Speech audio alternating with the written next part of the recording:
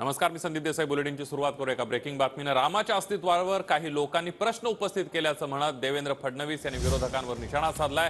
प्रश्न विचारणारे लोक आता कुठल्या तोंडाने अयोध्येला जाणार असाही सवाल त्यांनी केलाय. फडणवीसांनी नाव न घेता काँग्रेस आणि उद्धव ठाकरेंवर निशाणा साधलेला.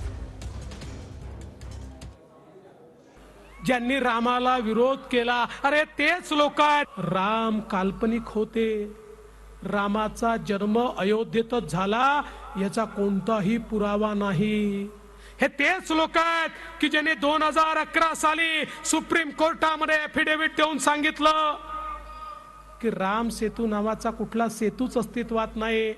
राम ही कल्पनाच कल्पना आहे, ती काही वास्तविकता नाही आहे.